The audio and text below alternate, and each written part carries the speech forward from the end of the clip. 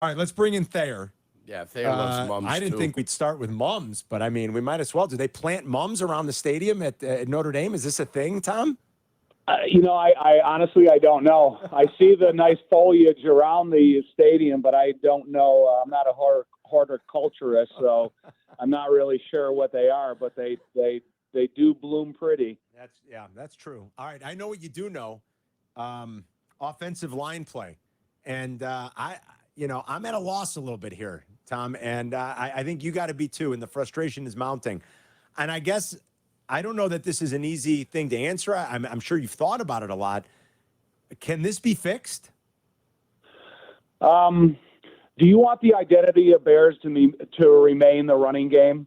Let me ask you that question, then I'll continue my answer.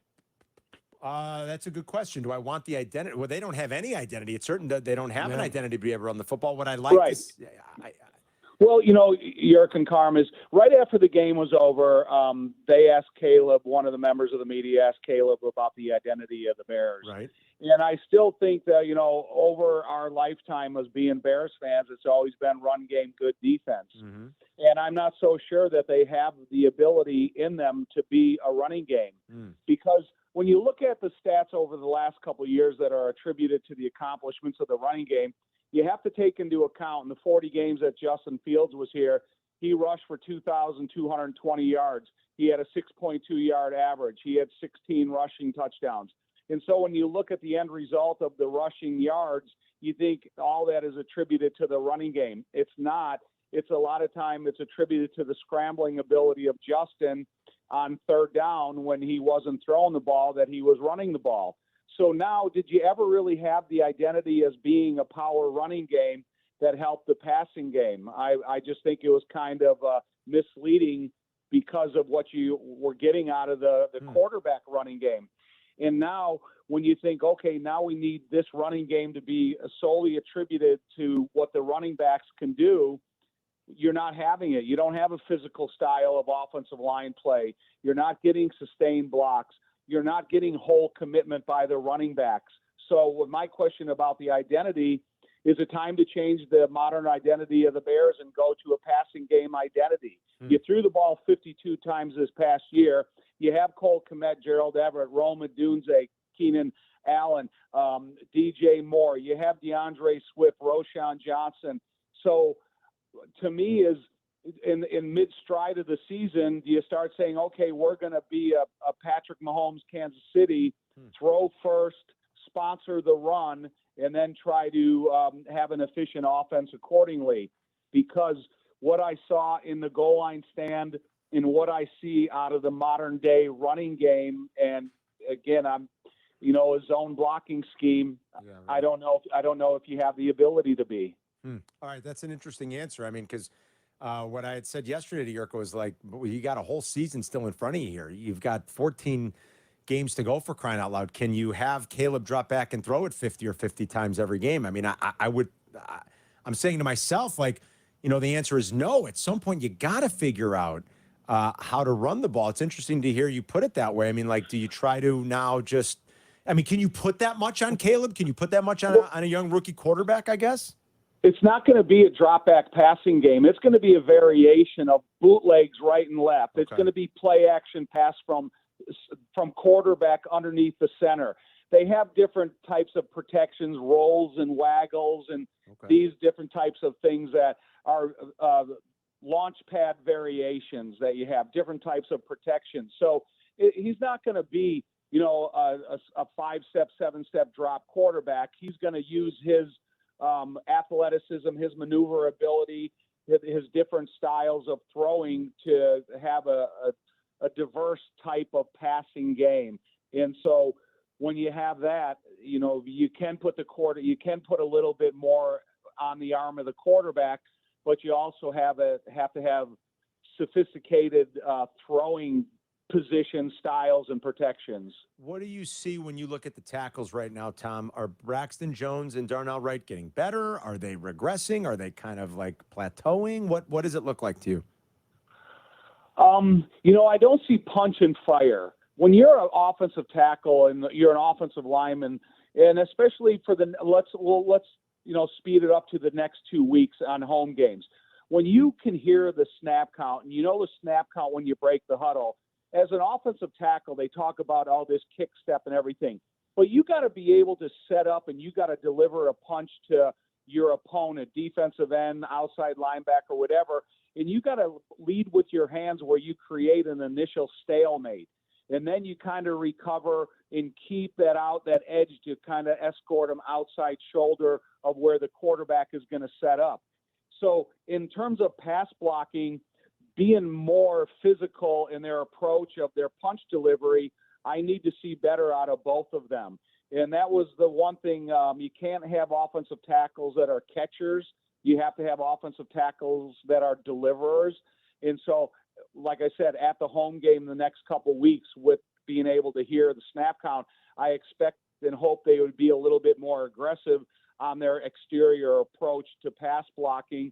And then when you have the inside guys and the snap count, you should always be able to initiate contact to a defensive lineman and before they get things started when you play the environments of in Houston and in Indianapolis. So I do expect the better, more physical performance out of the offensive line in pass protections, number one, and hopefully in the run game, number two. What did you see from Caleb that impressed you on Sunday? I just, his toughness over the last couple of weeks because, 52 times dropping back and then the sacks and the hits that he was taking in Houston.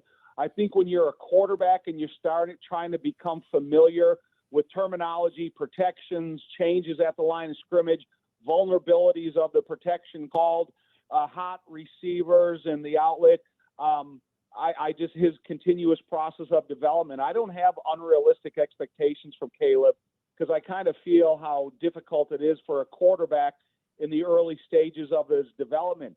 But going forward, I hope they still continue to target Cole Kmet as many times as they did. Mm-hmm. I like to see the emergence of Rome Odunze in the confidence that Caleb has throwing to him, and then still being incorporated with DJ and Keenan Allen and the rest of the guys. But if you want to incorporate an efficient passing game that can put you in more realistic second and third down situations, Cole Kmet is a nice outlet, and still incorporate Gerald Everett and stuff. But that's what I like. That's what I like out of Caleb so far. And when you think about some of the stats, the Bears have 100 and something plays, and then you have the first downs, obviously, but 33 times in second and third down, they're behind the chains, second and 8 or more, third and 9 or more.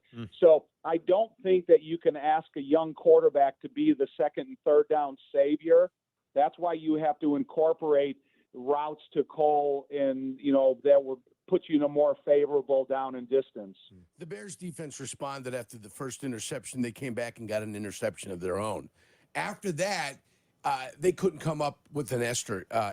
They couldn't muster an effort. If they're considered to be a top defense in this league, are they going to have to be better in sudden change situations? Yerk, you know that. And it's tough to blame them. They only gave up 21 points. Well, the thing about it, Yerk, is say that you're getting ready to play a stationary type quarterback, or you're playing a quarterback that has the athleticism, the versatility, the size, the power, the arm strength of a guy like Anthony Richardson. Does that put any suspicion into your pass rush, or can you still unleash on a quarterback that has, if he gets that outside, he's going to be difficult to catch, and then you complement him with a running back like Jonathan Taylor? So I guess it's me asking you the question about how you would feel going into a game with that type of backfield performance ability.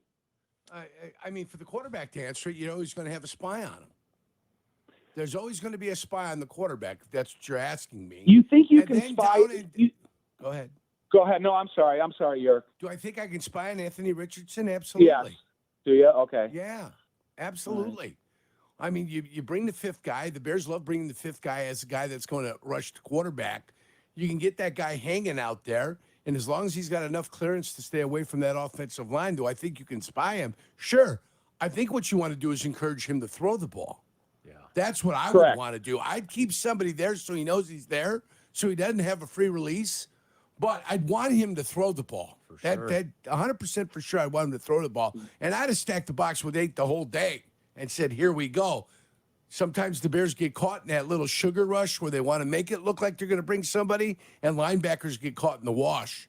And I don't know what 95 was doing on that 28-yard touchdown run, but he was 11 yards downfield with his back turned to the line of scrimmage. And he wasn't chasing anybody downfield. He was getting pushed.